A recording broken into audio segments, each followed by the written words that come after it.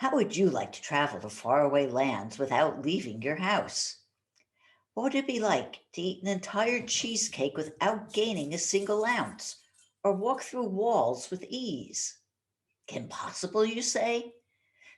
In your waking life, perhaps.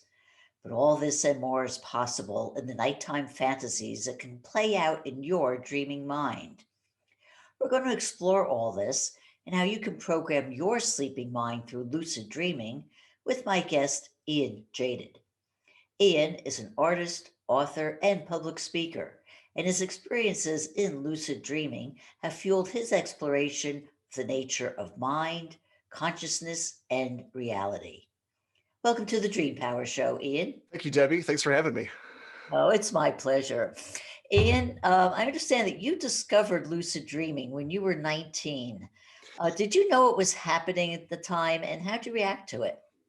So, yes and no. I discovered it at 19, and then it wasn't until later that I realized that I had been doing this since I was quite young, that I started doing this somewhere around elementary school. I must have been maybe around 8, perhaps, or 9 years old. And that's so there was a whole chunk of these experiences that just completely vanished out of my memory, it seems like. And this is common for lucid dreamers. Like when they start lucid dreaming sometime later on in their life, and after they get back into the practice, they realize, oh, that's right. I used to do this as a child. How did I forget all of this? But to answer your question, yes, I always say it was about 19 because that's when they really started kicking in more powerfully. And I started to really wonder and take a real curiosity, a real drive to find out what the heck was going on. Cause I didn't understand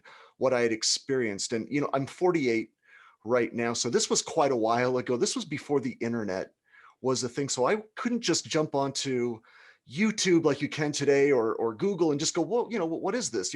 Tell me about dream states or whatever. And so I had to kind of figure it out on my own a little bit. And I was left to go to, the new age section of bookshops and try to figure out, is there something that maybe can help me or whatnot? Because I couldn't put my finger on what it was about the dream state that was different. But from my first experience, I woke up knowing whatever just happened to me was so incredibly intense. It was so impactful.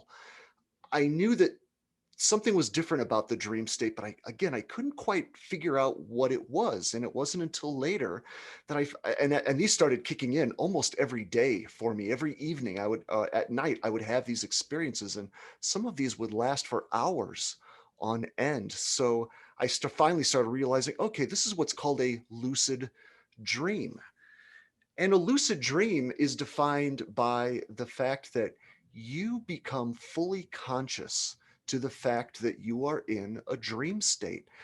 And that's a very strange thing because it's something we never really consider because we never stop and question the narrative that we are handed in our daily life or in our nightlife. And by that, by our narrative, I mean our dream story, the dream story that is playing out. We never stop and go, wait a minute, this is impossible. None of this is right. We may have that sort of that sort of intuition in the back of our head, like, I kind of know that none of this is real, but you never fully stop. Most people don't fully stop and go, stop everything. Hold on, none of this is real. This is all a story in my head.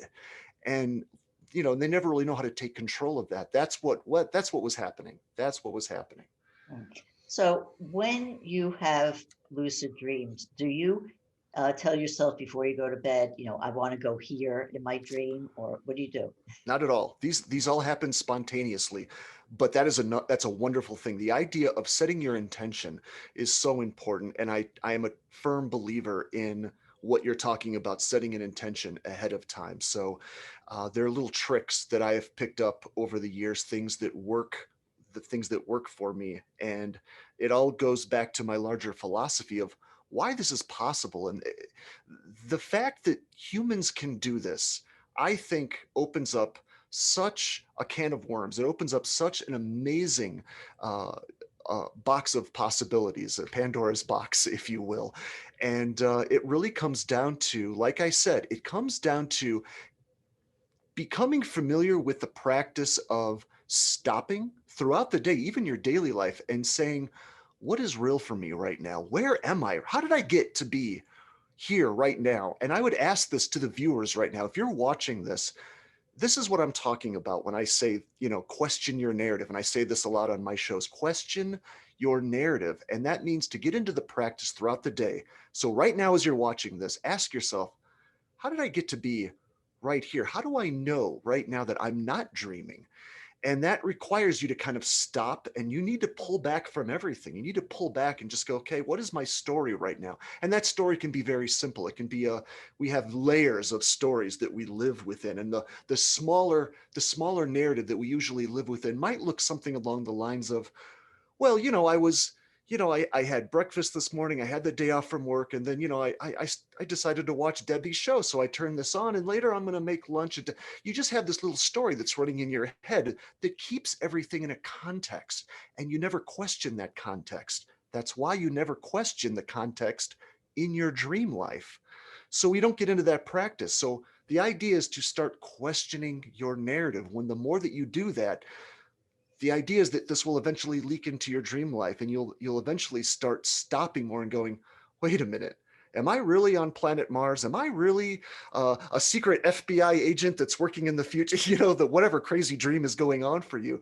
And then you can stop and pull back and go, oh, none of this is real. And once you do that, once you fully disconnect from the narrative that's presented for you, the power that you have access to is, it's incredible. I can't even describe it. It's like describing a sunset to a person who's been blind since birth in many ways. Unfortunately, it's you can't describe what it's like. It's blissful. It's incredible. It's enlightening, and you walk into an area where you can have full control of everything that's going on around you. It's the closest that I found so far to becoming a becoming a god in this universe. So that's It's why that's amazing. why I do it. I'm looking at these beautiful Thank you. uh, paintings, and if the prints or paintings that are behind Yep, those you. are original paintings. Yes, I sell paintings as well. They're all based on my lucid dream states. Yes, and I was to say they're all based on your dreams. They are. They They are. are. They're all inspired by my dreams. And so when you step into a lucid state, once you drop the full narrative, and I can't stress that enough, because it's so important that when you drop all of the stories, and yeah, like I've had people, I'm going to give you a quick example. Once somebody came to me back a few weeks ago, they said, I had this really intense dream. It was so real, but I didn't feel like I had full control of it. But there was no story. I wasn't connected to any narrative that was going on. I said, well, okay, well, explain to me what exactly was going on. The guy says, well, I found myself in a train station, and people were just moving around, and I was just kind of observing what was going on. And then I kind of noticed there's this guy who with this piece of luggage, and he's trying to put his luggage onto this rack where the luggage would be hauled onto the train. And I'm realizing that his luggage is not quite, it's too big, and it's not really going to fit into that spot. And I was just kind of realizing, oh, that's not really going to fit there. And I just kind of was kind of noticing this, and I said, that's it. Even though it's a small, tiny little narrative, it's a little drama that has pulled you into the rules of that dream state where you said, oh, you became caught up, right? You became temporarily caught up of going, oh, there's this little thing that's going on. I can't quite figure out. And I'm trying to solve a little problem. That's how it traps you. That's how all of these narratives kind of get you to play by their rules a little bit. So you're not fully awake. So the whole trick is to always be fully conscious. Once you're fully conscious, you can manifest as far as your imagination can take you. Whatever you can imagine, you can just make happen at that point. Your consciousness is disconnected from the body. Your body's asleep. You are in sleep paralysis at that point. You're in the REM state, and your consciousness is free. If it's not connected to a narrative, you can do anything. And I found later that you can then go literally anywhere.